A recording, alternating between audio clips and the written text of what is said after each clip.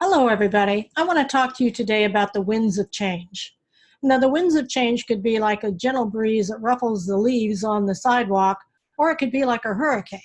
Some of you have experienced both. And sometimes it happens like you think it's just a little breeze and suddenly it's a hurricane because change often coalesces. Have you noticed that? Sometimes things will happen like you'll have three different things happen, like have a problem at work and then your car breaks down and then you have a financial problem all at the same time, and that even is more difficult with change. Well, my name is Linda Frazee, and I've been teaching people how to manage change effectively for the last 40 years. And it's a big thing, and it hasn't gone away. It will never go away. So our ability to learn how to manage change effectively, especially emotionally with ourselves, is really essential. Now, in addition to teaching people how to manage change, I have been teaching the Enneagram, which is a very fine personality system of 9 different types that has to do with your genetic predisposition, your family of origin, and your self-talk.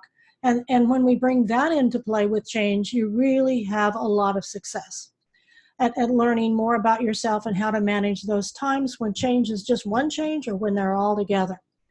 Now, today this is going to be a 3-part series.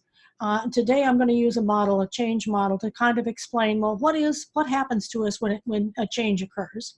And I'm going to put this model up here for you to see. And for those of you who can't see it, I'm going to tell you what it looks like. So imagine a horizontal line, and then there's a big round circle at the top above the line and one below. And the line represents the neutrality of anything happening that we assume is a change that requires us to do something. We have some feelings about it. The change itself, a lot of the time, is just neutral, but it's something that happens for us. Although a car accident is not neutral, an illness is not neutral, but generally it's an event that happens that we feel like we have to do something. So then we have a choice. We can go above the line and become proactive. And when we do that, we can think clearly about, oh, this is something that needs to change. What must I do? That puts us into risk and opportunity. It creates openness and support, and it enables us to grow. So that would be the ideal thing we would all do all the time. But more often than not, what happens is the opposite. There's a circle that goes below the line, and that's called reactivity. It's not responding, it's reacting.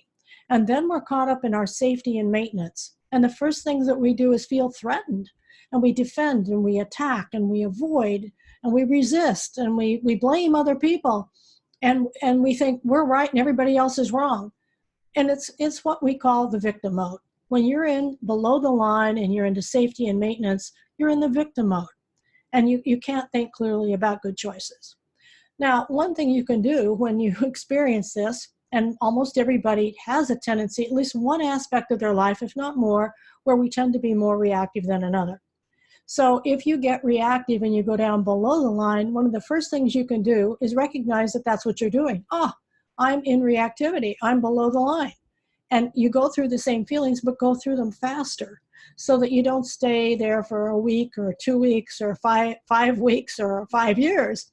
You go, okay, that's where I am, and you acknowledge these feelings, you have your feelings, and then you come back up to the center, to that horizontal line, and then perhaps you can make another choice. Now, when it comes to the Enneagram, there are certain types that have a tendency to be more reactive than others, and some types are so assertive that they immediately go into proactivity. The perfectionist, is very often very proactive. Okay, we got a problem. What are we going to do? Let's do something. The 3 can be, okay, let's get this fixed. I just know there's something I can do, because the 1 and the 3 are very, very big achievers and doers. The 8, who is called a protector and has a lot of big energy, sometimes called the boss, is often saying, okay, let's get this fixed. Let's do something. Now, all 3 of these people can actually do things that too much, the 1, the 3, the 8, and create more problems, but they're more likely to immediately get proactive. The 7 on the Enneagram, called the adventurer or the Epicure, is often saying, well, let's get proactive. Let's make this fun. Oh, this is just another fun change. Let's have a party. We'll have a good time with this. And sometimes that helps, and sometimes that's simply an avoidance technique.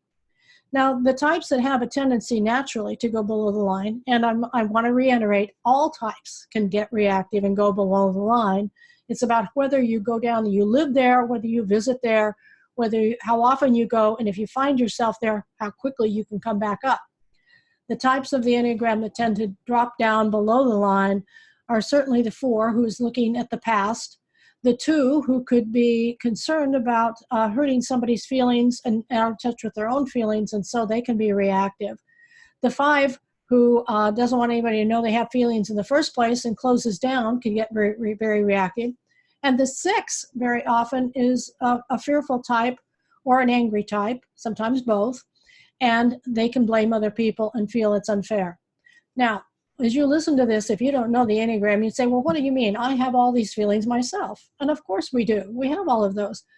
But some of them are more typical for us than others. That's the beauty of the Enneagram. It helps you understand those kinds of feelings, not just in change, but in other walks of life as well, and what to do about them.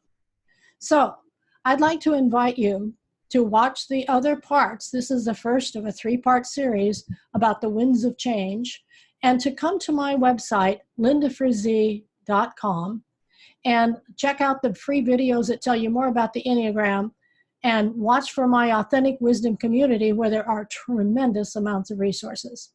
I look forward to seeing you again soon.